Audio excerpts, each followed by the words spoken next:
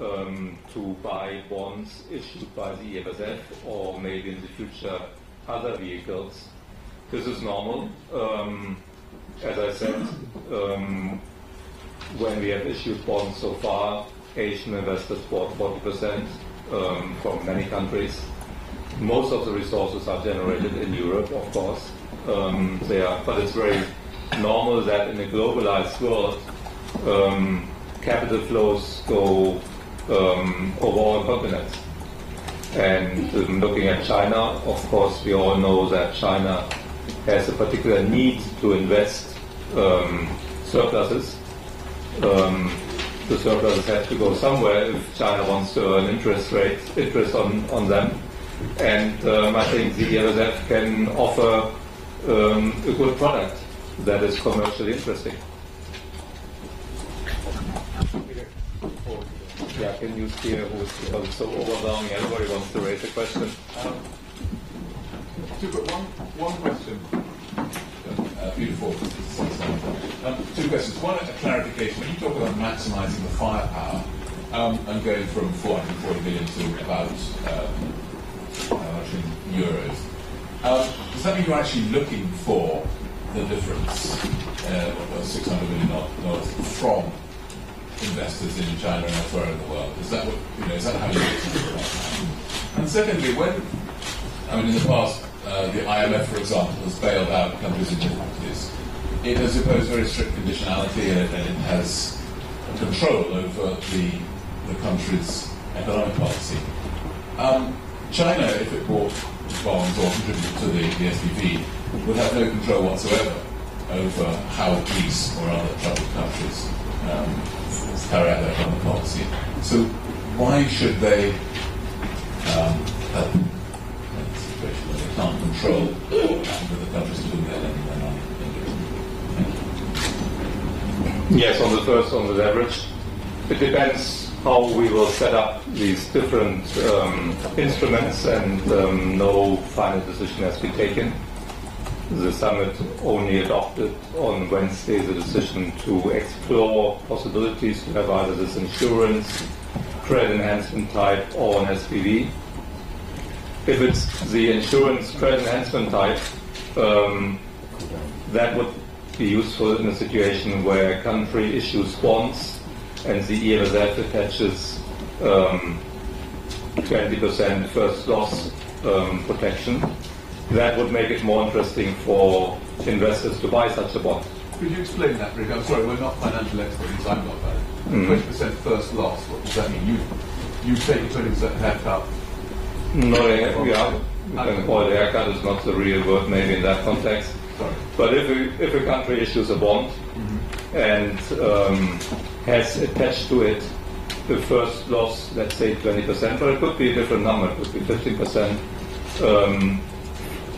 where the EFSF provides protection. Indeed, it means that in case of default, these 15-20% would be paid out by the EFSF to the bond holder. That would be the innovation, and it would be designed to make those bonds more attractive to investors, to all investors around the world.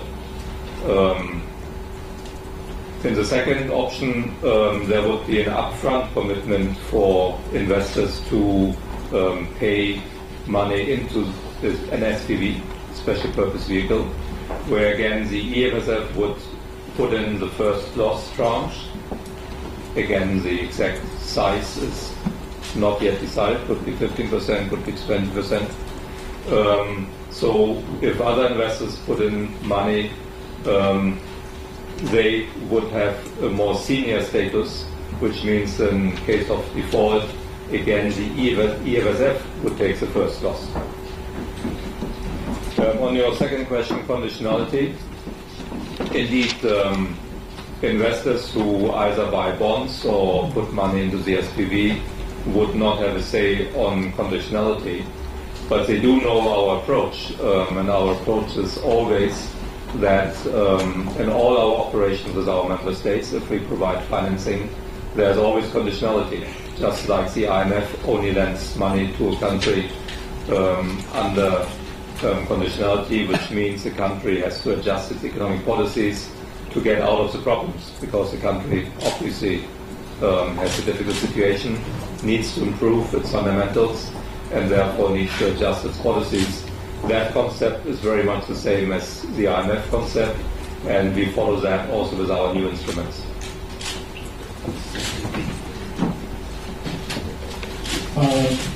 About the EFSF, and there are voices within Eurozone recently that receiving helps outside Eurozone, especially for the boosted part of the fund this time, will not be a good decision because they're worried about losing some of the control of their own currency. So my question will be, if they still have these kind of different voices within Eurozone itself, how can you assure investors around the world that they're investing in the right thing?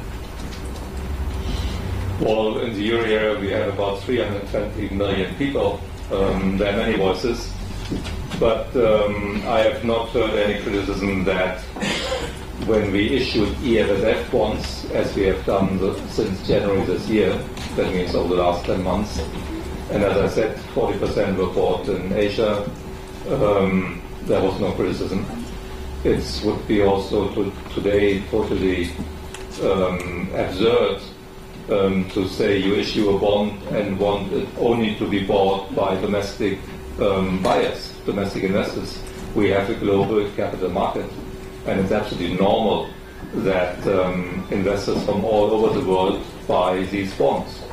So I wouldn't be able to, it would be against EU rules even to say that I issue a bond and non-Europeans are not allowed to buy them. So I think this is not a valid criticism. Alison from AFP.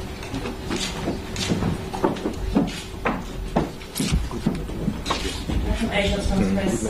Question: apart from the bonds that China has bought from the EFSF, has China made any other offers to help the bailout fund? And how much do you want China to give the bailout fund? So far, the only way we asked for investors to participate was buying our bonds. There was no other instrument available so far. And as I said, China has been there as a buyer, like many other countries, authorities, sovereign wealth funds, private investors, banks, insurance companies, very diversified. Now we may have new instruments, which we are designing now, and we will see who participates in those new instruments. I cannot say today, and it's certainly far too early to say what kind of amounts might be envisaged. I cannot answer that question today.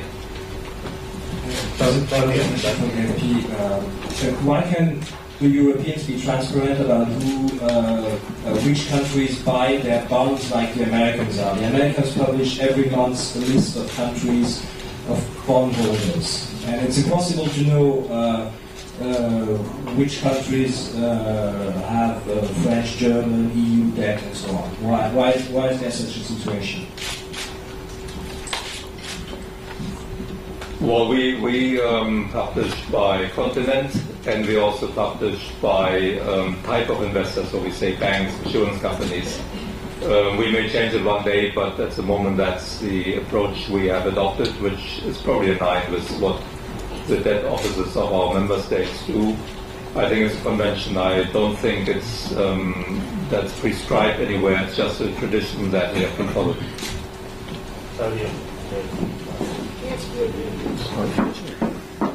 Could you say what is your agenda in Beijing, which officers we are going to meet with? And you said that 60% of the bonds issued are bought by non-Asian countries. What is the importance of the other BRICS countries, especially Brazil? Do you intend to court investors in these other countries? What is the size of the current investments of other BRICS countries? Yes. I will have contacts today with the Insights Ministry of Finance and the People's Bank of China. And those are contacts where I always go when I'm in Beijing. So that's very normal, as I said in the beginning, because they are interested in European developments, and I continue these contacts. 60% non-European investors. This includes central banks from many countries outside Europe and outside the US. I will not give you any names. It includes some BRICS. And of course, I'm also in contact with those. Christoph and I, for instance, were in Russia and met the governor of the Central Bank of Russia and the finance minister. This was 3 months ago, maybe. There are central banks in South America who buy our bonds. So it's a very diversified investor base.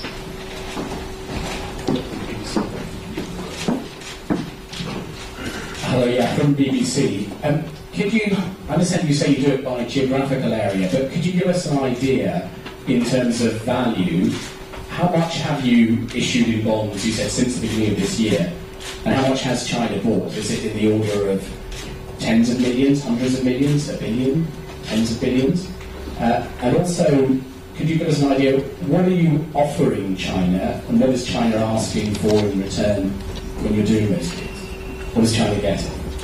Well, I will not give you any numbers. You know that the Chinese authorities don't publish these numbers, so I will not do it either.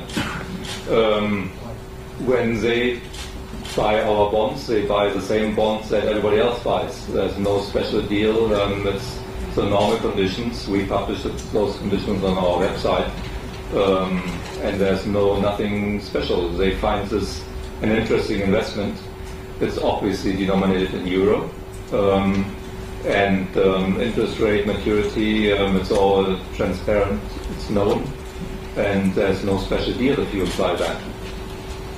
What do you say to when you're selling them to the Chinese? What do you? When you're selling them to the Chinese, what is your pitch? What are you saying? Why should they buy these? It's the same with any investor. Every investor has to decide what it's the risk return profile that they want to have. Our bonds are AAA bonds, guaranteed by the 17 member states of the euro area, including 6 AAA countries. And we have a somewhat complicated structure that needed to be explained earlier in the year to our investors, so that they are assured that the AAA rating is solid, fully covered by the guarantees of our member states. And then they have to make up their mind whether the interest rates that our bonds yield are attractive or not. That's a decision for any investor. And on those occasions where we have issued bonds, investors have come to a positive conclusion and bought, and we were always heavily oversubscribed when we went to the market.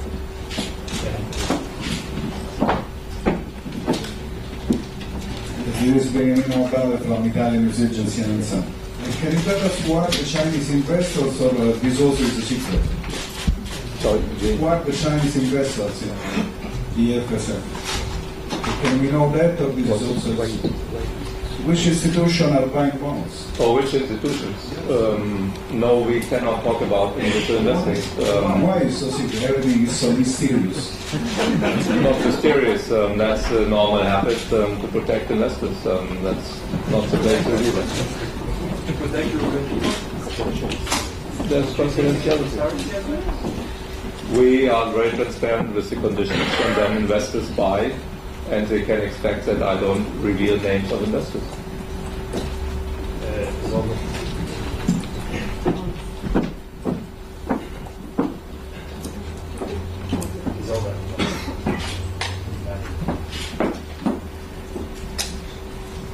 Yes, hello, I'm from APTN. Has China requested any special deal or special guarantee, for instance, like investment in or guarantees of fixed assets? Or has China requested to invest in projects in Europe as part of condition of buying European bonds? No.